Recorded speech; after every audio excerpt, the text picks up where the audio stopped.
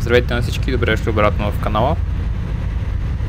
Ще подходя по малко по-различен начин към видеото, което ще гледате и ще го направим в стил VoiceOver, понеже по време на записа на тези кадри не бях взел със себе си аудиозаписваща техника и затова всичкото аудио в кадрите е само единствено от самата камера.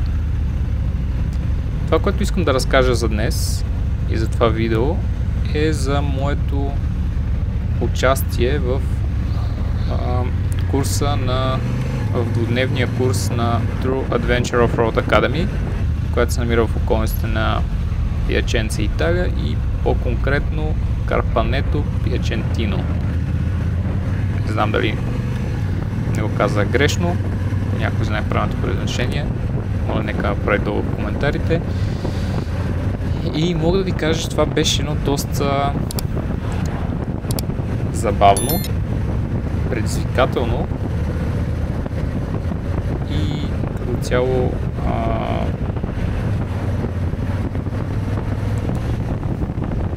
изграждащо, ако мога така да се изразя, изживяване. Видеото, което днес гледате, е от първия ден, от 25-ти, като основната цел на първия ден е това да се запознаем с самия мотор, което е конкретно Honda Africa Twin 24-та година с абсолютно всичките опции за модела и с DCT скоростна кутия. Защо DCT? Защото им беше интересно да я опитам и защото съм чел и слушал доста интересни мнения относно DCT-то и това как едва ли не всички благотворят и реших да опитам да карам DCT. Тук трябва да отворя една скоба, че на този курс сме с приятел и забавното случай е, че ние бяхме единствените двама българи и мисля, че първите им български клиенти, които взеха участие в тяхната академия. Но ден едно започва с въведение в самата академия. Денят започна в 9:00, където събрахме абсолютно всички участници, мисля, че бяхме около 20 души в самата академия, като тя е разделена на две части. Отпред е един магазин на Honda, в който има всякакви мотори, аксесуари и т.н. На горния етаж над магазина е съответно залата им за инструкции, където ни качиха, за да ни обяснят в какво ще състои самото обучение, да разберат от нас кой с какъв опит е. Имаше хора с доста оффроуд опит, имаше такива, които нямат абсолютно никакъв опит, такива, които дори са взели книжка буквално горе-долу месец преди самото участие в самата академия. И след като приключи самият инструктаж, отидохме във втората част на тяхната сграда, който е един огромен хамбар, в който ни чакаха наредени абсолютно всички мотори. Всеки мотор бе персонално надписан, т.е. всеки от участниците има собствен мотор, който е предоставен от академията, като имаше и хора, които дойдоха със собствени мотори по време на самото записване. Всеки избира с какъв мотор да бъде, дали иска да използва учебен от самата академия или да дойде с свой собствен. Като тук трябва също да отбележа, че моторите бяха чисто нови, тъй като имаше някои, които бяха дори под 500, което ги прави, че все още са в разработка. След като всеки откри своя мотор, запозна се с него, ни проведоха още един инструктаж и една тренировка на сухо за body position и това как трябва да седим върху мотора в конкретни ситуации. Тоест как да завиваме, къде да изнесем тялото по време на изкачване на наклон, по време на спускане и други интересни и много важни и полезни съвети. Седнахме на моторите и директно тръгнахме към тренировъчната площадка, Така, пристигайки на самата площадка, имахме отново кратък инструктаж, горе-долу какво ще правим през първия ден и престоят беше доста кратък на самата площадка, понеже сутринта се забавихме с така всичко останало и по програма наближахме вече часа за обяд. Академията бе организирала програма за всеки един от дните, като имахме задължително включен обяд и след първия ден имахме и вечеря, отново по организация на самата академия. Като свършвайки бързи инструктаж, който получихме на полигона, се запътихме към ресторанчето, което бяха запазили, отново минавайки през доста интересни и красиви гледки, като за съжаление не мога да покажа абсолютно всички кадри, които са часове, защото клипът ще стане безбожно дълъг. Но това, което бих препоръчал на всеки, е задължително отиде да кара мотора в Италия, защото е страшна красота.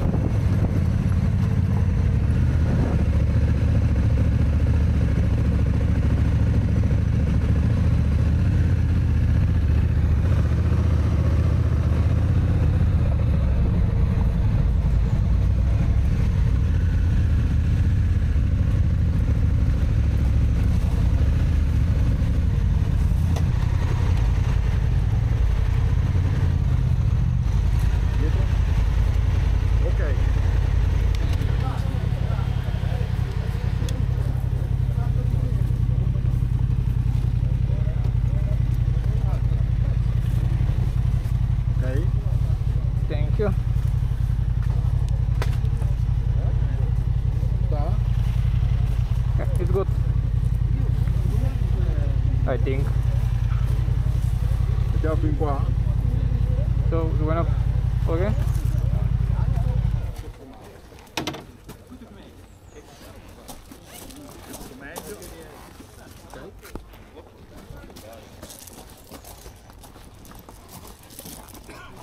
Bon. Okay. Yeah, perfect.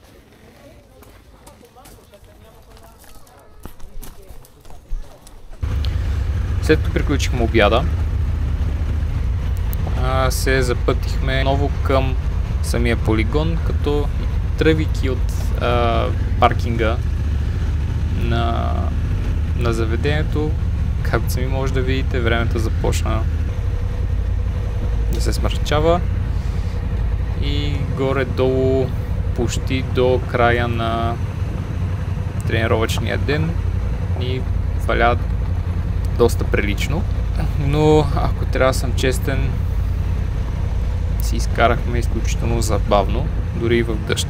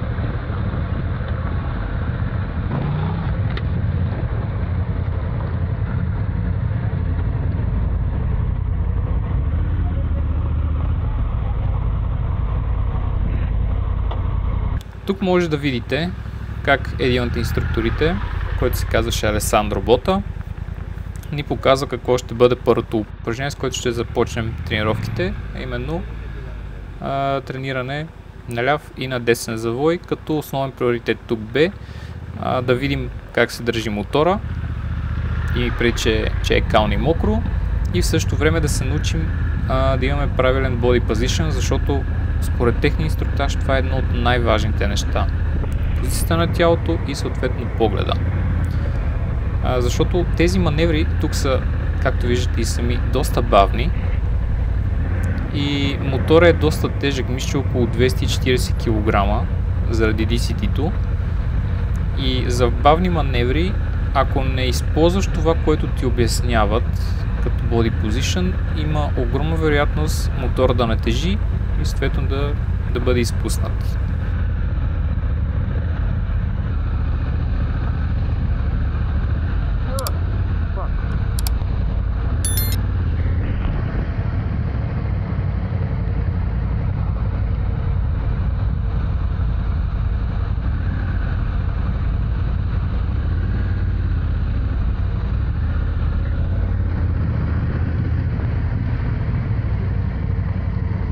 Казах, упражнението е завой наляво, след това се обръщаме завой надясно, както може да видите тук.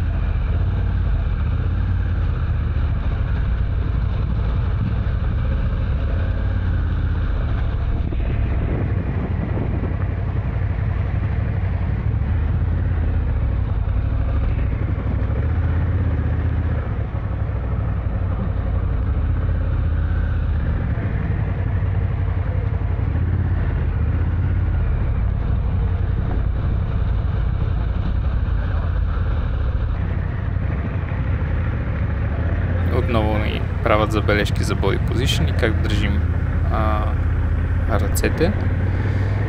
Това е вторият елемент. Идеята е, че тук имаме леко препятствие надясно и наляво, където взимайки завоя наляво, стигаме до локва, пред която трябва да намалим почти до спряло положение и след това да тръгнем, заради това, че инструкторите забравяха, като между другото бяха 3 на брой, забравих да го спомена,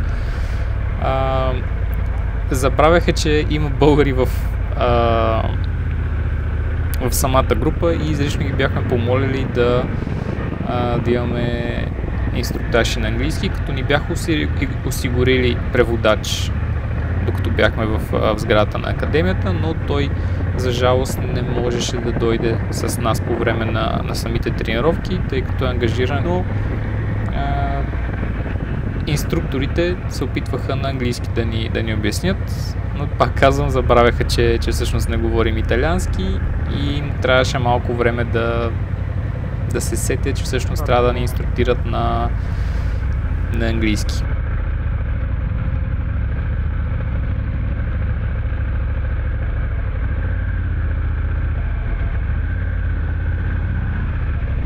Идеята е, след като си мине самото препятствие с водата, да ускорим и да вземем отново завоя наляво, и общо взето това беше въпросното упражнение.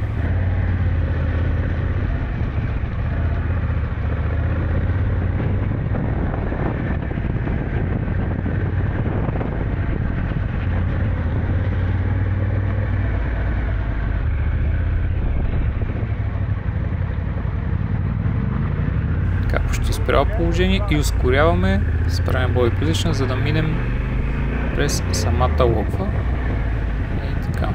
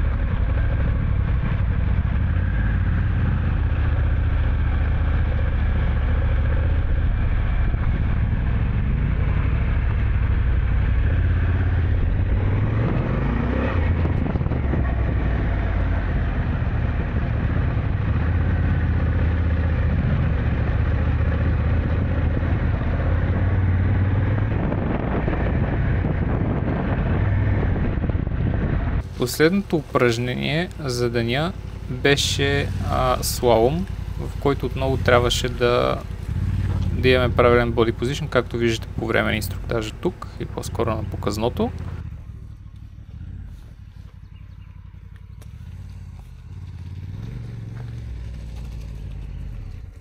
Всъщност не излъгах, това не е последното, това е предпоследното препятствие.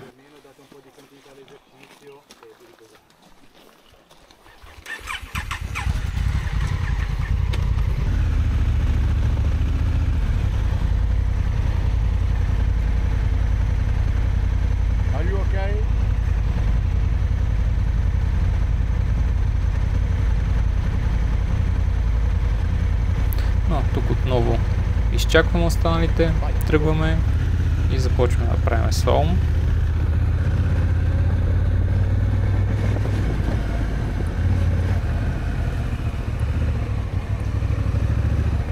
Тук имаме и фотограф. И след последния конус завой надясно и въртим обиколки. Отново през локвите. Ето тук ми направиха забележка, че не съм си вдигнал достатъчно ръцете.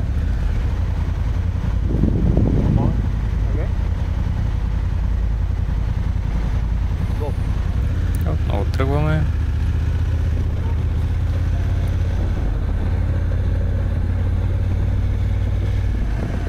През слалома, като трябва да кажа, всъщност беше доста хлъзгаво от кълта, но Африкът се държи изключително и вдъхва доста увереност в шофьора и това да се доверява постоянно на самия мотор. Изключително важно е body position и доверието в самата машина. Африкът определено ми обърна представите за това какво всъщност може да прави толкова голям и тежък мотор.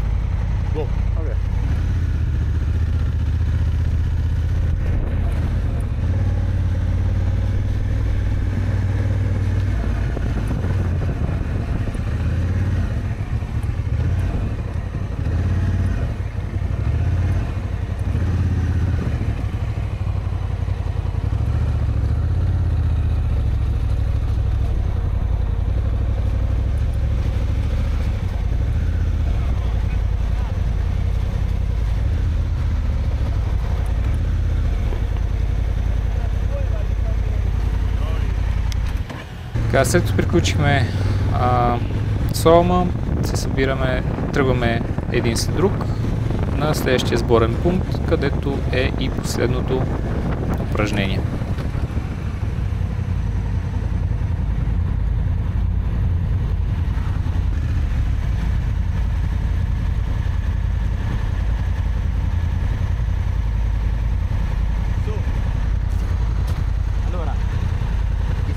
And muddy.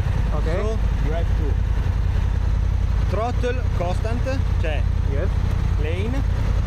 Once you with your legs you equilibrate the bike. Okay. Once you are out of the water, you immediately stand up. You hold the bike between your legs in order to avoid the back of the bike to make like this. Okay. And then you have to stand up where is your friend. Okay. Okay, and just make a turn. Take care because it's very muddy over there. Okay.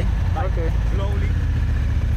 Следното упражнение е отново имаме един канал пълен с вода, който трябва да прекосим по възможност без да падаме, но инструктора обясни, че ако е необходимо или усещаме, че започваме да падаме, можем да си помогнем с крака. За щастие не ми се наложи да си помагам и с това включва видеото за ден 1. Ще се видим в следващия клип.